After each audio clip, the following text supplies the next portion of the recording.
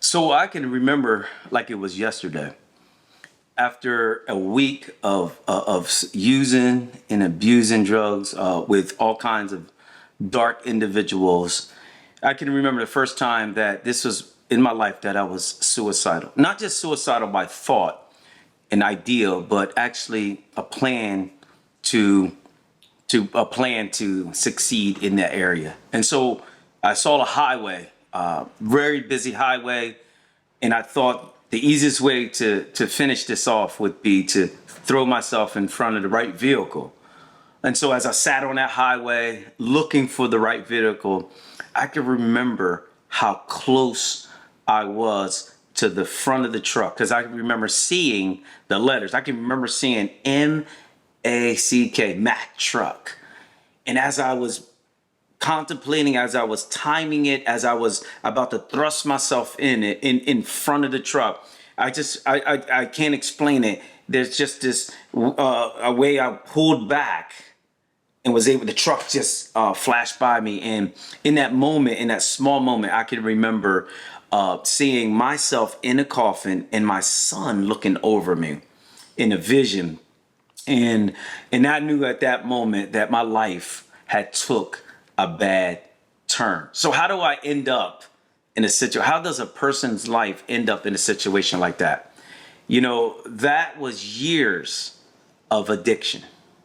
I mean, I was surrounded by trauma and addictions and substance abuse most of my life. My friends, family struggled with all kinds of issues in those areas, and so most of my teenage years and in my early 20s, that was my life that I lived. From a drug dealer to addicted and abusing drugs. I surrounded myself around a lot of bad people in that time. I ended up incarcerated. I was struggling with my mental health, and I was addicted to multiple substance in that season. In that season, also, there was mental health. And so when I wasn't using, I was struggling to keep my sanity. So depression, anxiety, borderline personalities was all inclusive in my life in that time. And I can remember one day as I was sitting in looking out the picture window, and I seen cops surrounding my house. I saw a helicopter come down. I knew that I went too far, and in that they kicked my door in, and it was a nightmare.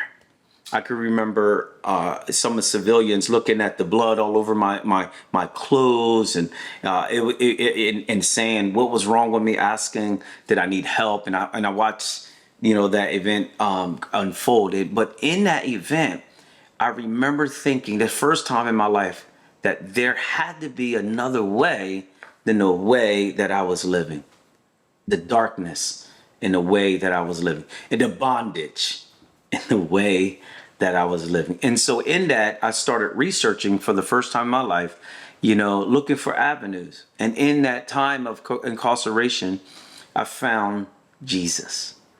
And when the Son sets you free, you are free indeed. So in Christ, I learned who I was. In Christ, I learned how to work through my recovery. I was thankful that I went to a Christ-centered recovery center that called America's Keswick. The building was called the Colony of Mercy. And in that, I was discipled. I was trained on the journey for freedom. And so that freedom, lasted for a year in the recovery program. And then I got to say, it's been 17 years since I've been in that lifestyle. So I'm thankful for that. I'm thankful that anybody in Christ is a new creation. Old things have passed away. Behold, all things become new.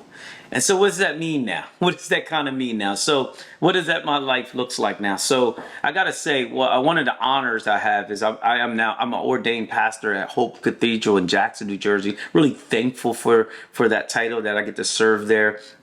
But my one of my greatest titles is being a husband, a father, and now a grandfather. And so I take pride in knowing that God has changed my life from a person that was living in darkness on his way to death to now a person that has life.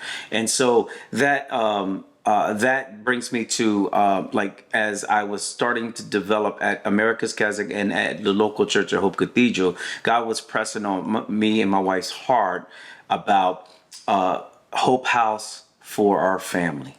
This ministry has been birthed with prayer and fasting, and it's just been an amazing journey. So Hope House for our family is like passing the baton back of the things that God has blessed me with, in giving back to the individuals that are struggling in addiction, to help families and assist them on their journey. And so as my wife and I and the team at Hope House for our family serve the community, we get to see families delivered and people walking with freedom.